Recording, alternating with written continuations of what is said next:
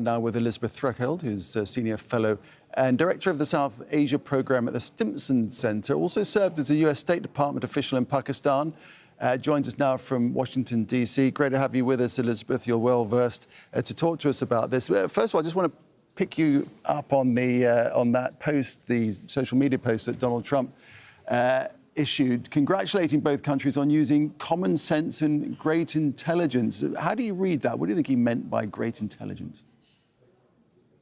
I wouldn't read too much into it. I would imagine that is more just President Trump's style more than anything else. But, you know, this is a moment of the U.S., apparently, based on what we're seeing now, stepping in and playing a more direct mediatory role than we have seen in previous crises, at least in recent memory. And so I would read it as President Trump recognizing the fact that both sides were eventually able to come together and reach a deal before this got further out of hand. OK, so we have this ceasefire, which is a relief, of course, all round. But in truth, that's relatively the easy part. We might not have thought that a couple of days ago, but it is, generally speaking, because this will just rear its head once again, won't it, unless there is resolution found between the two nations over these issues. Yeah, you know, I think that is, it's important to reflect and recognize that the ceasefire was no sure thing. And particularly within the past 24 hours, as your correspondents were noting, things had escalated quite significantly. This was the most serious crisis between the two sides, arguably since they got nuclear weapons.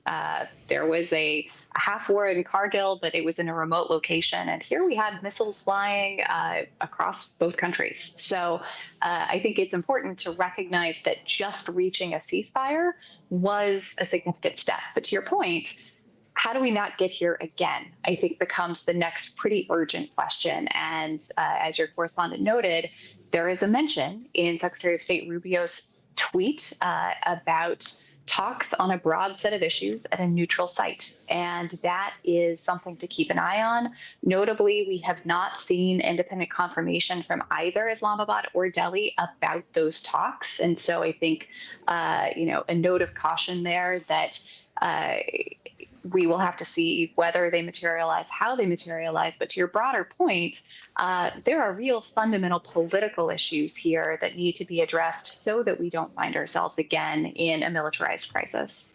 Not least the issue of water, Elizabeth, and the India pulled out of the Indus Water Treaty, and it says it is going to remain out of it for the time being, and that is very much a critical part of all this.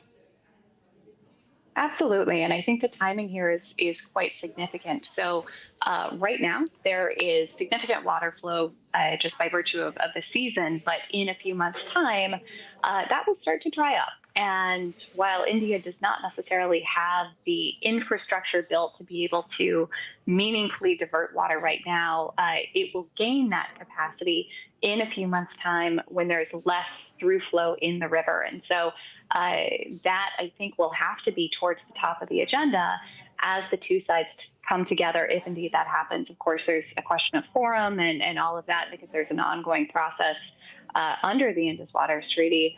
But that is going to be an immediate pressure point in this relationship and, quite frankly, a difficult one to address with the animosity that has built up between the two sides over the course of this crisis.